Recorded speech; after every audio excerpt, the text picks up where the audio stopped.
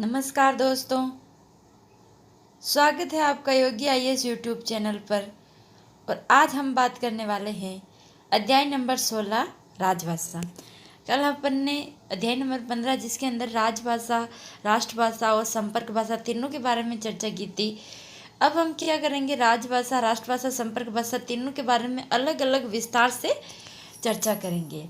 तो पहला अपना हो गया अध्याय नंबर 16 राजभाषा। राजभाषा हिंदी की संवैधानिक स्थिति। राजभाषा हिंदी की संवैधानिक स्थिति भारतीय संविधान के भाग 5, 6 और 17 में राजभाषा संबंधी उपबंध है। भाग 17 का शीर्षक राजभाषा है।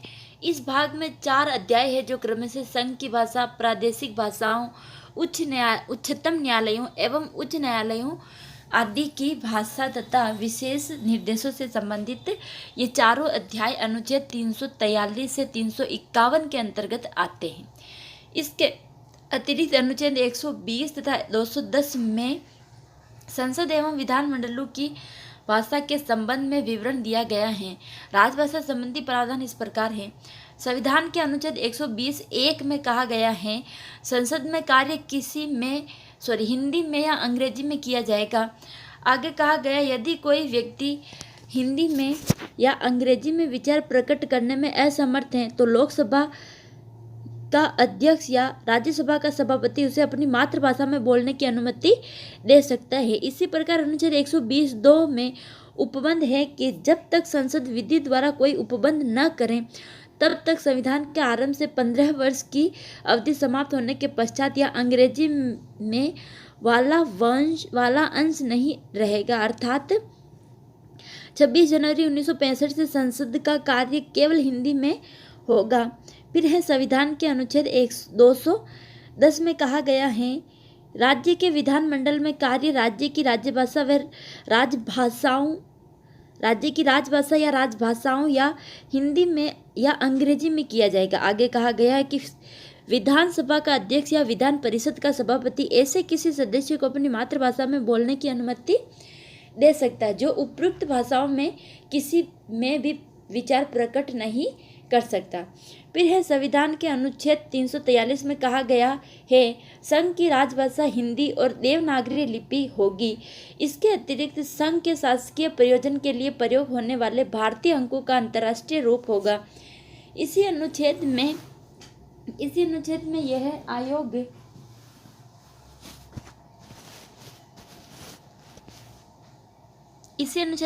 यह भी संकेत किया गया है कि शासकीय प्रयोजनों के लिए अंग्रेजी भाषा का प्रयोग 15 वर्षों तक होता रहेगा।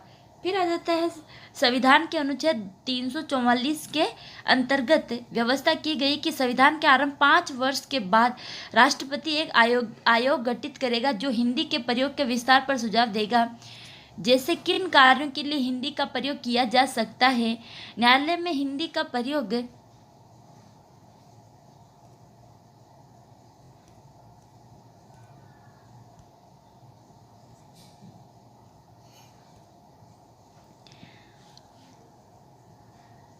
हिंदी का प्रयोग कैसे बढ़ाया जा सकता है, अंग्रेजी का प्रयोग कहाँ व किस प्रकार सीमित किया जा सकता है। यदि इसी प्रकार का आयोग संविधान में आरंभ से 10 वर्षों के बाद भी गठित किया जाएगा, वह आयोग भारत को उन्नति की प्रक्रिया तथा हिंदी भाषी वर्गों के हितों को ध्यान में रखते हुए अनुशंसाएं करेगा।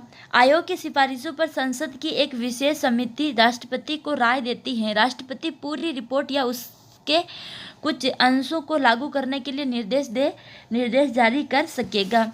फिर आ जाता है अनुच्छेद 345 के अनुसार किसी राज्य का विधानमंडल विधि द्वारा उस राज्य में प्रयुक्त होने वाली या किन्हीं अन्य भाषाओं को या हिंदी को शासकीय प्रयोजनों के लिए स्वीकार कर सकेगा। यदि किसी राज्य का विधानमंडल ऐसा नहीं कर पाएगा तो अंग्रेजी भाषा का प्रयोग यथावत किया जाता रहेगा। फिर अनुच्छेद 346 के अनुसार संघ द्वारा निर्धारित भाषा एक राज्य और दूसरे राज्य के बीच तथा किसी राज्य और संघ की सरकार के बीच पत्र आदि की राजभाषा होगी। यदि 2 या 2 से अधिक राज्य परस्पर हिंदी भाषा को स्वीकार करना चाहे तो उसका प्रयोग किया जा सकेगा। अनुच्छेद 347 के अनुसार यदि किसी राज्य की जनसंख्या का पर्याप्त भाग यह चाहता हो कि उसके द्वारा बोली जाने वाली भाषा को उस राज्य में दूसरी भाषा के रूप में मान्यता दी जाए और इसके लिए लोकप्रिय मांग भी की जाए, तो राष्ट्रपति यह निर्देश दे सकेगा कि ऐसी भाषा को भी राज्य में सर्वत्र या उसके किसी भाग में ऐसे प्रयोजन के लिए जो वह विनिर्दिष्ट करे शासकीय मान्यता दी जाए। फिर है अनुच्छेद 348 में कहा गया है कि जब तक संसद विधि द्वारा कोई और उपबंध न करे तब तक उच्चतम न्यायालय तथा उच्च न्यायालयों की सभी कार्यवाहियां अंग्रेजी में ही होगी। इसके अतिरिक्त निम्नलिखित विषयों के प्राधिकृत पाठ अंग्रेजी में होंगे। संसद के प्रत्येक सदन या किसी राज्य के विधानमंडल के प्रत्येक सदन में प्रस्तुत किए जाने वाले सभी विधेयक या उनके प्रस्तावित संशोधन, संसद या किसी राज्य के विधानमंडल द्वारा पारित सभी अधिनियम और राष्ट्रपति या किसी राज्य के राज्यपाल द्वारा जारी किए गए अध्यादेश, संविधान के अधीन अथवा संसद या किसी राज्य के विधानमंडल द्वारा बनाई गई किसी विधि के अधीन जारी किए गए सभी आदेश, नियम, विनियम और उपलब्धियां। इसी अनुच्छेद में यह भी स्पष्ट किया गया कि किसी राज्य का राज्यपाल राष्ट्रपति की पूर्व अनुमति से उच्च न्यायालय की कार्यवाही के लिए हिंदी भाषा या उस राज्य में मान्य भाषा का प्रयोग प्राधिकृत कर सकेगा, पर यह बात उस न्यायालय की दिए गए निर्णय, डिक्री या आदेश पर लागू नहीं होगी। अनुच्छेद 349 के अनुसार संसद यदि राज्य भाषा से संबंधित कोई विधेयक या संशोधन प्रस्तावित करना चाहे तो राष्ट्रपति की पूर्व मंजूरी लेनी पड़ेगी और राष्ट्रपति आयोग की सिफारिशों पर और उन सिफारिशों पर गठित रिपोर्ट पर विचार करने के पश्चात ही अपनी मंजूरी देगा, अन्यथा नहीं।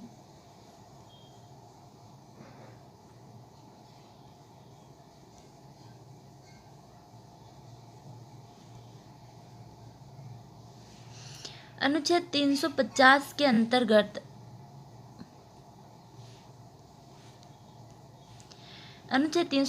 के अंतर्गत वर्गों पर विशेष ध्यान दिया गया जो भाषाई आधार पर अल्पसंख्यक वर्गों में आते हैं। इस अनुच्छेद के अनुसार राष्ट्रपति एक विशेष अधिकारी की नियुक्ति करेगा जो इन वर्गों से संबंधित विषयों पर रक्षा के उपाय करेगा। इसके साथ ही अल्पसंख्यक बच्चों की प्राथमिक शिक्षा उनकी मातृभाषा में दिए जाने की पर्याप्त सुविधा सुनिश्चित की जाएगी। फिर आ जाता है अनुच्छेद 351 में कहा गया है संघ का यह कर्तव्य होगा कि वह हिंदी भाषा का प्रसार बढ़ाए, उसका विकास करे ताकि वह भारत की सामाजिक संस्कृति के सभी तत्वों की अभिव्यक्ति का माध्यम बन सके और उसकी प्रकृति में हस्तक्षेप किए बिना हिंदुस्तानी के और 8वीं अनुसूची में बताई गई अन्य भाषाओं के प्रयुक्त रूप, शैली और पदों को आत्मसात करते हुए और जहां आवश्यक या वांछनीय हो वहां उसके शब्द भंडार के लिए मुख्यतः संस्कृत से और गौणतः अन्य भाषाओं से शब्द ग्रहण करते हुए उसकी समृद्धि सुनिश्चित करें।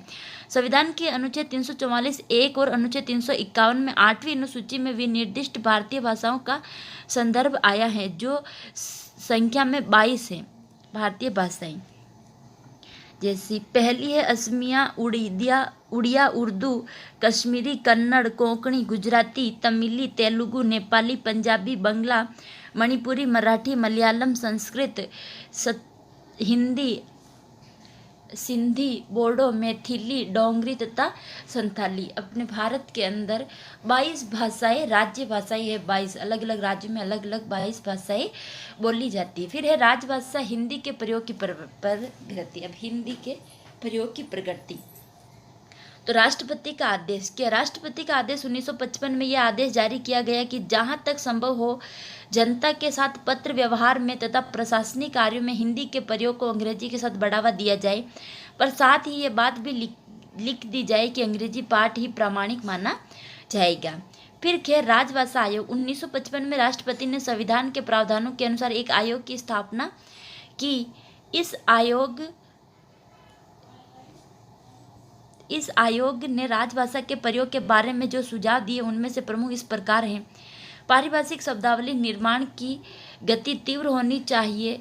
अंतर्राष्ट्रीय शब्दावली को थोड़े हेर फेर के साथ स्वीकार कर लेना चाहिए। हिंदी क्षेत्र के विद्यार्थियों को एक और भाषा विशेषतः दक्षिण भारत की भाषा अवश्य सीखनी चाहिए। फिर इसमें 14 वर्ष की आयु तक प्रत्येक विद्यार्थी को हिंदी का ज्ञान करा दिया जाना चाहिए। प्रशासनिक कर्मचारियों को निश्चित अवधि के अंदर हिंदी का कार्य साधक ज्ञान प्राप्त होना चाहिए। इसके लिए पुरस्कार और दंड की व्यवस्था की जानी चाहिए। प्रतियोगी परीक्षाओं में हिंदी का एक अनिवार्य प्रश्न पत्र रखा जाना चाहिए। देवनागरी लिपि को अखिल भारतीय लिपि के रूप में विकसित किया जाना चाहिए। हिंदी के विकास का दायित्व सरकार की एक प्रशासकीय इकाई पर डालना चाहिए। भारत की भाषाओं में निकटता लाने के प्रयास करने चाहिए और उच्च न्यायालयों में क्षेत्रीय भाषाओं का प्रयोग होना आवश्यक है। इन सुझावों के दायित्व संसद की राजभाषा समिति को सौंपा गया। समिति ने 1959 ईस्वी में जो सुझाव दिए वे इस प्रकार हैं। जब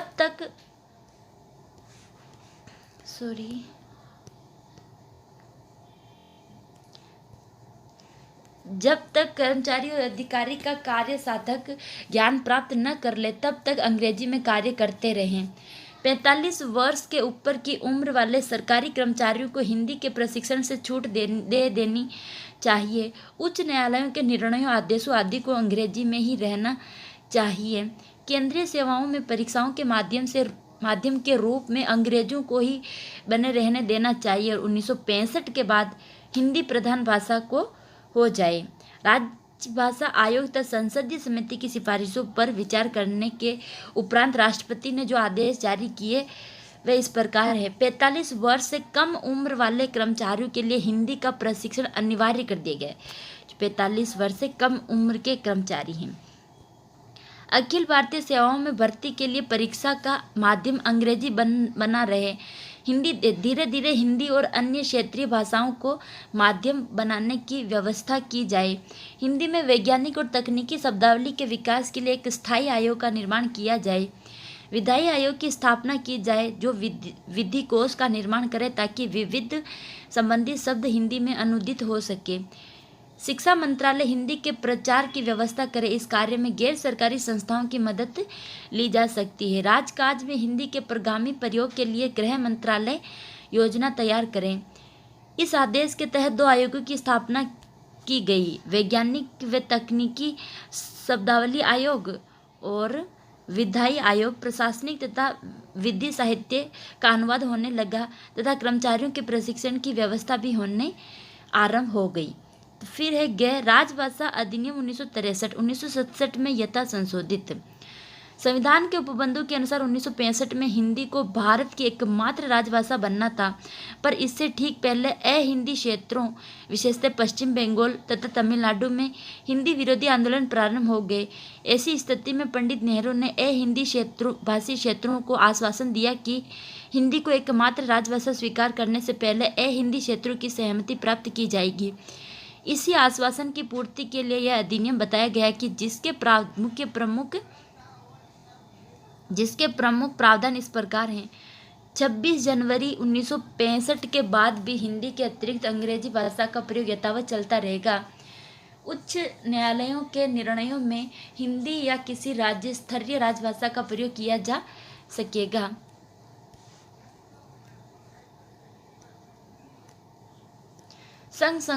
संकल्पों, अधिसूचनाओं, विज्ञापनों आदि दस्तावेजों को हिंदी और अंग्रेजी दोनों भाषाओं में जारी करना अनिवार्य होगा। जब तक हिंदी भाषी राज्य अंग्रेजी को समाप्त करने का संकल्प नहीं ले लेंगे तब तक अंग्रेजी का प्रयोग चलता रहेगा। फिर है संकल्प 1968। 1967 के संशोधन के बाद हिंदी भाषी राज्यों की चिंता तो समाप्त हो गई, किंतु उन लोगों की चिंता बढ़ने लगी जो देश की एकता के लिए हिंदी को एकमात्र राजभाषा के रूप में स्वीकार करना चाहते थे। ऐसी जटिल स्थिति में संसद के दोनों सदनों में एक संकल्प पारित किया गया जो इस प्रकार है। हिंदी सरकार के तीव्र विकास और प्रयोग के लिए एक व्यापक कार्यक्रम तैयार करेगी जिसकी प्रगति की रिपोर्ट प्रति वर्ष संसद में प्रस्तुत की जाएगी। भारत सरकार राज्यों के सहयोग से त्रिभाषा सूत्र लागू करेगी जिसके अंतर्गत हिंदी भाषी क्षेत्रों में हिंदी और अंग्रेजी के अतिरिक्त एक अन्य भारतीय भाषा का अध्ययन अनिवार्य होगा तथा हिंदी भाषी क्षेत्रों में प्रादेशिक भाषा और अंग्रेजी के अतिरिक्त हिंदी का अध्ययन अनिवार्य होगा। और केंद्रीय सेवा में भर्ती के लिए हिंदी अथवा दोनों भाषाओं का ज्ञान आवश्यक होगा। सरकार 8वीं अनुसूची में उल्लेखित सभी भाषाओं के समन्वित विकास के लिए कार्य पाठ्यक्रम तैयार करेगी। फिर है राजभाषा नियम 1976। भारत सरकार ने राजभाषा अधिनियम के उपबंधों को कार्यान्वित करने का दायित्व गृह मंत्रालय को सौंपा। इसके लिए गृह मंत्रालय के अधीन एक राजभाषा अनुभाग की स्थापना हुई, जो बाद में स्वतंत्र राजभाषा विभाग हो गया।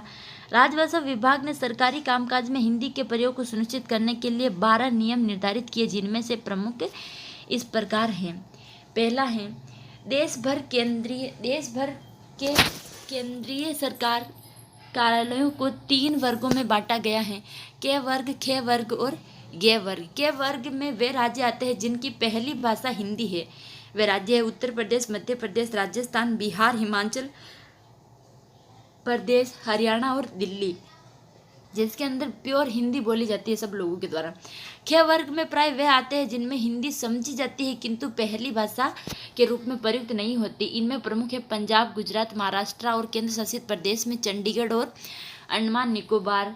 फिर ग वर्ग में वे शेष सभी राज्य आते हैं। इन राज्यों में प्रमुखतः हिंदी नहीं समझी जाती। ये राज्य पश्चिम बंगाल, उड़ीसा, उत्तर पूर्वी क्षेत्र के सभी राज्य तथा दक्षिण भारत के 4 राज्य। फिर है के क्षेत्र के पत्रों आदि के लिए निश्चय किया गया कि उनमें हिंदी का प्रयोग हो। अगर अंग्रेजी का प्रयोग किया जाए तो साथ में हिंदी अनुवाद भी भेजा जाए। खे क्षेत्र के साथ पत्राचार सामान्यतः हिंदी में हो तथा गे क्षेत्र के साथ पत्राचार अंग्रेजी में ही होता रहे। हिंदी में कहीं से प्राप्त पत्र का उत्तर हिंदी में ही देना होगा। सभी दस्तावेज हिंदी व अंग्रेजी दोनों भाषाओं के साथ साथ निकाले जाएंगे। इसका उत्तरदायित्व दस्तावेज पर हस्ताक्षर करने वाले अधिकारी का होगा। केंद्र सरकार के सभी फॉर्म, नाम पत्र, सूचना पत्र, पत्र, शीर्ष, मुहरे आदि हिंदी व अंग्रेजी दोनों भाषाओं में होंगी और प्रत्येक कार्यालय के प्रधान का यह दायित्व होगा कि वह भाषा संबंधी नियमों और आदेशों का अनुपालन कराए और जांच पड़ताल करता रहे। फिर है 1976 के बाद राजभाषा की प्रगति। 1976 से अब तक राजभाषा की प्रगति का विश्लेषण विभिन्न मंत्रालयों के अनुसार किया जा सकता है। सरकार के 3 मंत्रालय राजभाषा संबंधी कार्यों में संलग्न है: गृह मंत्रालय, राजभाषा विभाग, विधि मंत्रालय तथा शिक्षा मंत्रालय। पहला है गृह मंत्रालय का राजभाषा विभाग। राजभाषा विभाग प्रत्येक वर्ष अपने उद्देश्य तय करता है तथा सभी मंत्रालयों पर उद्देश्य पूरे करने के लिए दबाव बनाता है। वर्ष के कार्यक्रमों में कई बातों पर ध्यान दिया जाता है, जैसे कितने प्रतिशत कर्मचारी हिंदी में काम करने लगे और कितने टंकक और आंसू लिपिक अपने तकनीकी ज्ञान का हिंदी में प्रयोग करने लगे, हिंदी के लिए काम करने वाले स्वैच्छिक संस्थानों कितने कार्य संपन्न किए आदि। ये बात विभाग हिंदी नहीं जानने वाले अधिकारियों के लिए प्रशिक्षण कार्यक्रम भी चलाता है, जिसके लिए इस विभाग के अंतर्गत केंद्रीय हिंदी प्रशिक्षण संस्थान की स्थापना की गई है। कर्मचारियों के प्रशिक्षण के लिए 3 पाठ्यक्रम प्रबोध, प्रवीण और प्राज्ञ बनाए गए हैं। फिर है से इसी विभाग के अंतर्गत केंद्रीय अनुवाद ब्यूरो की स्थापना भी की गई है, जिसका कार्य प्रशासनिक प्रकार के प्रत्येक साहित्य का अनुवाद करना। ब्यूरो सरकारी सामग्री के अतिरिक्त सार्वजनिक उपकरणों, प्रतिष्ठानों तथा बैंकों की सामग्री का अनुवाद भी करता है। इनके अतिरिक्त अनुवादों को प्रशिक्षित करने का कार्य भी इसी को सौंपा गया है। फिर है राजभाषा विभाग का सबसे महत्वपूर्ण कार्य यह है कि वे केंद्रीय हिंदी समिति और मंत्रालयों की हिंदी समिति की बैठकों का आयोजन करके अपने तालमेल बैठाता है। अगर नगर राजभाषा कार्यान्वयन समितियों के कामकाज को निर्धारित करता है। इनके अतिरिक्त जो अन्य मंत्रालय राजभाषा के क्षेत्र में काम कर रहे हैं, उनके साथ संपर्क बनाए रखना राजभाषा के विकास में आने वाले सभी बाधाओं को दूर करता है। फिर है विधि मंत्रालय। विधि मंत्रालय का विधायी विभाग मूलतः विधि साहित्य के अनुवाद से संबंधित कार्य करता है। यह विभाग लगभग सारे विधि साहित्य का अनुवाद कर चुका है। इसके अतिरिक्त संसद में आने वाले सभी विधेयक पहले से हिंदी अनुवाद तैयार करके पेश किए जाते हैं। अपनी एक और योजना के तहत अब यह विभाग समस्त विधि अनुवाद को इंटरनेट या निकेनेट के माध्यम से पूरे भारत में उपलब्ध कराने में सक्षम हो गया है। फिर है शिक्षा मंत्रालय और इसके अंतर्गत स्थापित केंद्रीय हिंदी निदेशालय मुख्य रूप से शिक्षा के क्षेत्र में राजभाषा हिंदी की संभावनाओं को तलाशने में जुटा है उच्च शिक्षा में प्रयुक्त होने वाली पुस्तकों का हिंदी में अनुवाद, क्षेत्रीय पुस्तकों का हिंदी प्रकाशन, द्विभाषी व त्रिभाषी कोशों का निर्माण आदि तो इसके कार्य है ही। वैज्ञानिक एवं तकनीकी शब्दावली का निर्माण भी इसका एक प्रमुख कार्य है। कुछ वर्ष पूर्व इसकी पहल पर सरकार ने हिंदी विश्वविद्यालय वर्धा की स्थापना की है, जो उच्च शिक्षा के प्रत्येक क्षेत्र में हिंदी में विकास तथा शोध कार्य पर बल देगा। फिर है राजभाषा हिंदी की प्रगति की समीक्षा। संविधान लागू होने के बाद 57 वर्षों 1950 से 2007 का तटस्थ विश्लेषण किया जाए, जो ऐसा प्रतीत होता है कि यद्यपि राजभाषा किसी स्थिति में प्रगति हुई है, किंतु ये प्रगति मात्रात्मक क्वांटिटिव ज़्यादा है और गुणात्मक क्वालिटेटिव कम है। ऐसा लगता है कि सरकार आधे अधूरे मन से हिंदी के विकास के प्रयास कर रही है। यह ऐसा आभास पैदा करती रहती है कि हिंदी के विकास में बड़ी मंजिलें प्रत्येक वर्ष प्राप्त होती। इसके बावजूद केंद्रीय सरकार के कार्यालयों में हिंदी के प्रति आमतौर पर न केवल उदासीनता की स्थिति बल्कि विरोध की स्थिति भी लगातार बनी हुई है। ऐसा होने का मूल कारण हमारे राजनेताओं में न तो दृढ़ इच्छा शक्ति और न ही यह मानसिकता कि किसी भी स्वतंत्र राष्ट्र में विदेशी भाषा और राजभाषा नहीं होनी चाहिए। फिर 1815 ईस्वी में जर्मनी स्वतंत्र हुआ तो बिस्मार्क के आदेश पर जर्मन एक वर्ष के भीतर राजभाषा बन गई। 1917 में जब रूस की क्रांति हुई तो वहां भी जर्मन के स्थान पर रूसी भाषा को राजभाषा का दर्जा दिया गया। इजराइल की हिब्रू भाषा, जो 2000 साल से प्रयोग में नहीं थी, देखते ही देखते स्वतंत्र इजराइल की राजभाषा बन गई। यही नहीं, 1947 में हमसे अलग होकर बने स्वतंत्र देश पाकिस्तान ने भी उर्दू को राजभाषा बनाया। 1971 में स्वतंत्र होने वाले बांग्लादेश ने भी अपनी भाषा को ही राजभाषा का दर्जा दिया। आखिर ऐसा क्या कारण है कि भारत में हिंदी जैसी प्रगतिशील भाषा, जिसे स्वाधीनता आंदोलन के दौरान पूरे देश के नेताओं ने एक स्वर में राष्ट्रभाषा बनाया था, आज़ादी मिलने के उपरांत अचानक पिछड़ी हुई, अविकसित या बेकार हो गई। हिंदी के राजभाषा नहीं बन पाने के जो कारण सरकार या अन्य व्यक्तियों संस्थाओं द्वारा गिनाए जाते हैं, उनमें दो सबसे प्रमुख है। एक तो कि भारत एक बहुभाषी देश है। ऐसे देश में किसी एक भाषा को सर्वोच्च कैसे माना जा सकता है? पहला। दूसरा, हिंदी एक पिछड़ी हुई भाषा है, जबकि अंग्रेजी एक उन्नत और प्रगतिशील भाषा। इन दोनों तर्कों पर थोड़ा विश्लेषण करना वांछनीय है। पहले तर्क के अनुसार भारत एक बहुभाषाई देश है, इसीलिए हिंदी भाषा नहीं बन सकती। वस्तुतः यह तर्क पूर्णतः भ्रामक है।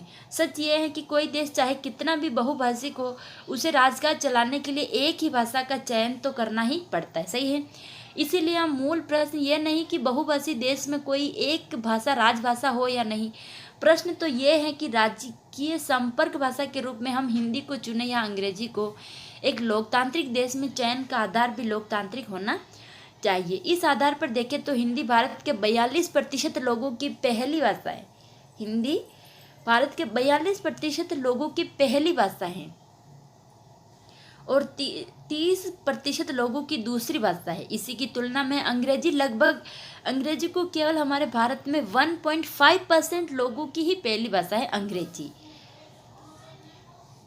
सिर्फ 1.5 लोगों की पहली भाषा है और इससे जानने वाले सिर्फ 10% लोग ही हैं। हिंदी को जानने वाले सिर्फ 10% ही हैं।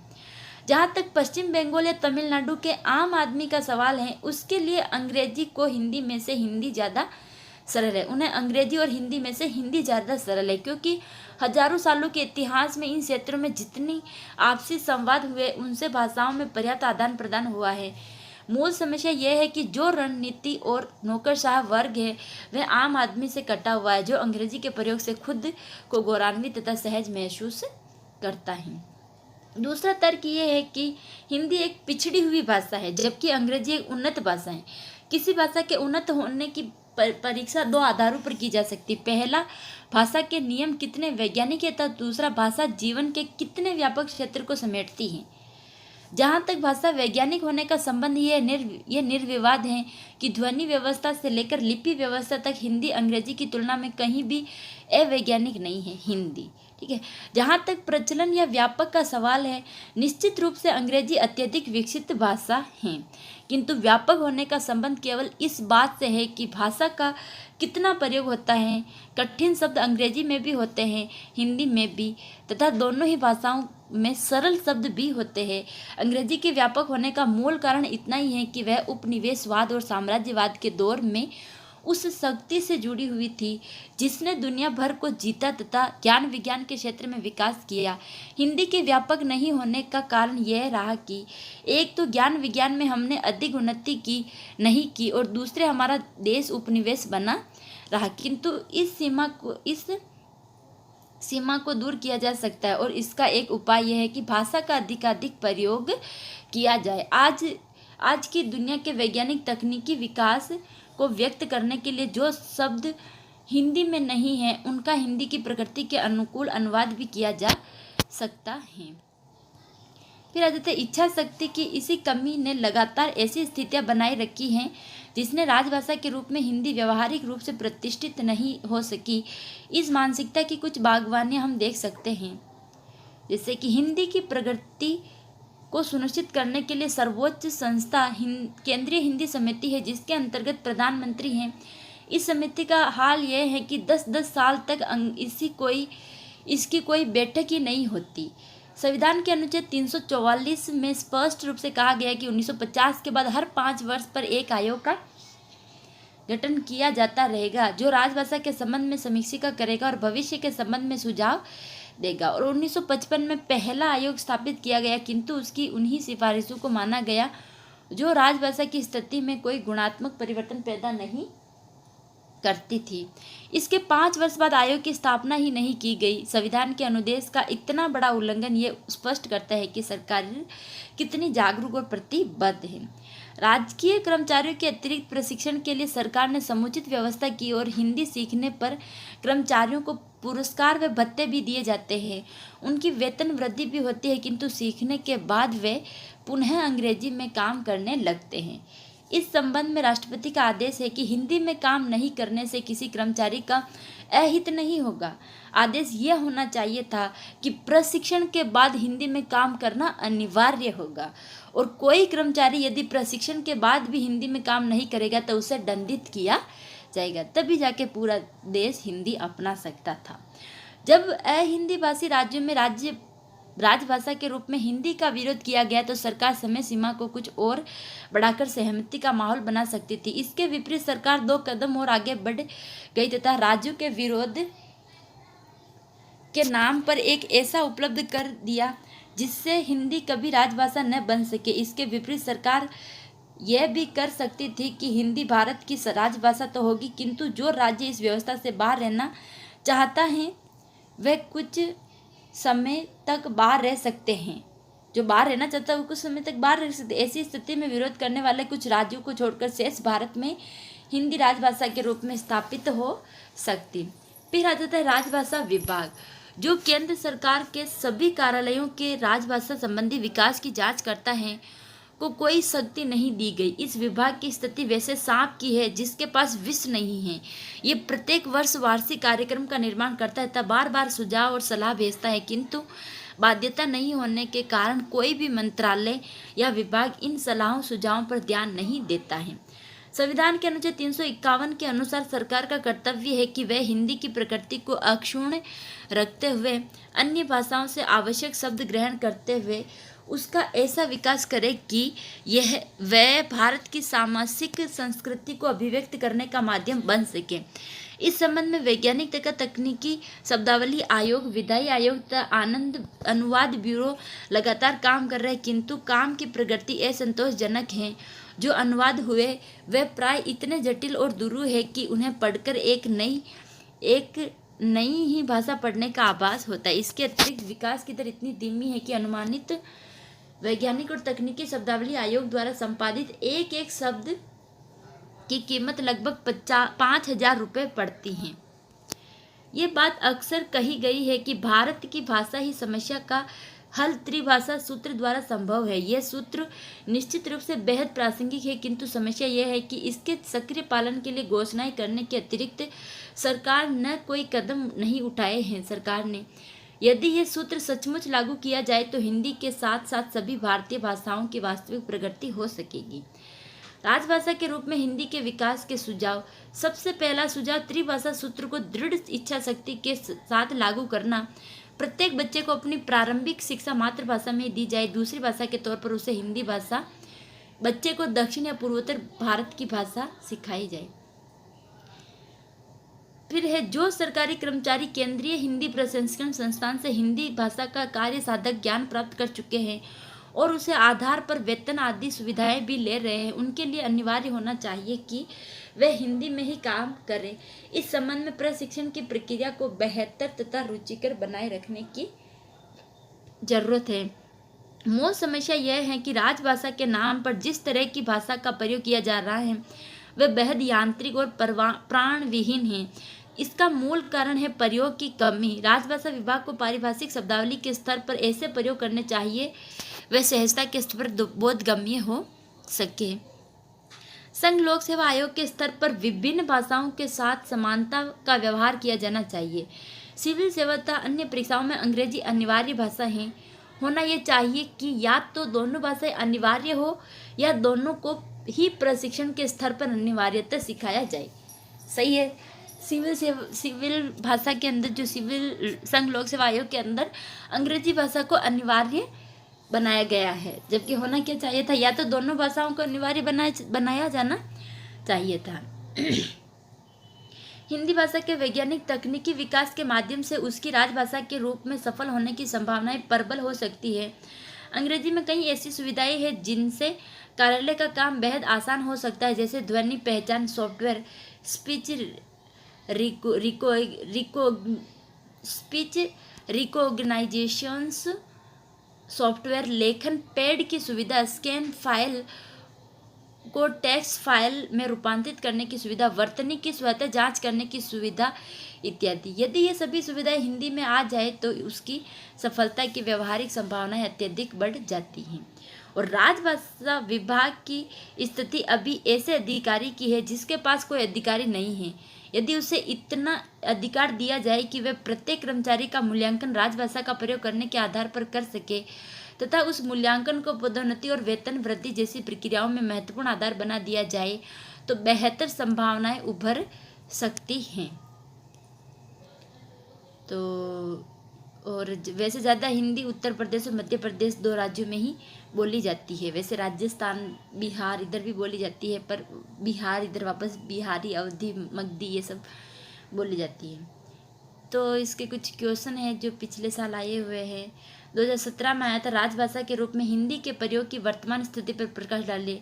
2016 में राजभाषा हिंदी के मार्ग की कठिनाइयाँ बताइए और समाधान सुझाइए। 2015 राजभाषा के रूप में हिंदी का विरोध राजनीतिक कारणों से है, इस कथन का विवेचन कीजिए। 2015 हिंदी दिवस 14 सितंबर मात्र एक कर्मकांड बनकर रह गया, इस कथन का तार्किक उत्तर दीजिए। राजभाषा हिंदी के विकास और उन्नति में आने वाली बाधाओं का वर्णन। 2014 राजभाषा हिंदी के विभिन्न प्रकार्य। राजभाषा के रूप में हिंदी की अद्यतन स्थिति की समीक्षा कीजिए। राजभाषा के रूप में हिंदी का स्वरूप।